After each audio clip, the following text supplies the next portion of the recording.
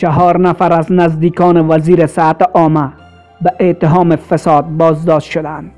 به نام خدا و با عرض سلام، باز هم خوش آمدید به یکی دیگر از ویدیوهای کانال نیوزوند. کانال ما را سابسکرایب کنید و زنگ آگاهی را فشار بدهید.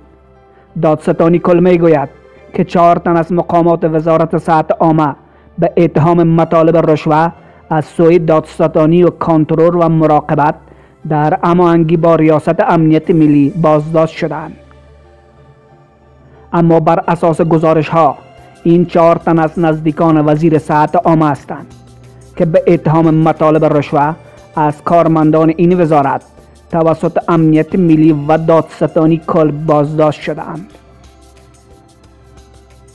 به نقل از 8 صبح یکی از بازداشت شدگان برادر و دومی داماد و یا پسر کاکای احمد جواد عثمانی وزیر صحت عامه هستند. دومی بازداشت شدگی دیگر نیز از مشاوران وزیر صحت عامه گفته شدند.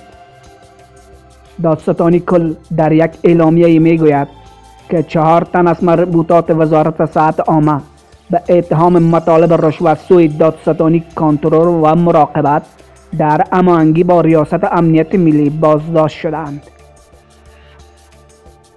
با گفته این اداره بازداشت شدگان تحت توقیف هستند.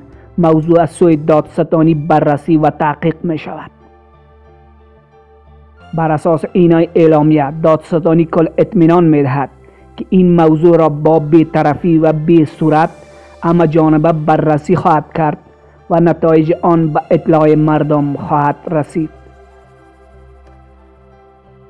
گفته شده است که این افراد شامگاه گذشته از مربوطات وزارت صحت عامه بازداشت شدند و متهمند که از رئیسان وزارت صحت عامه در ولایات مطالب رشوه می کردند.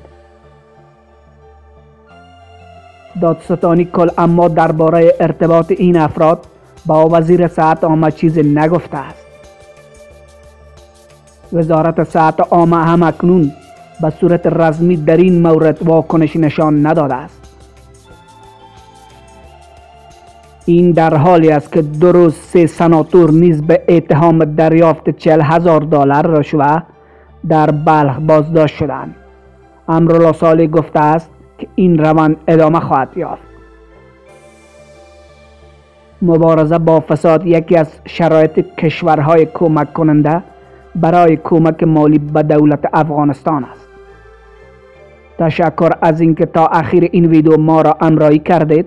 لطف نموده نظریات و پیشنهادات خود را در آخر این ویدیو بنگارید. تا ویدیوی بعد خداوند یار و یاورتان.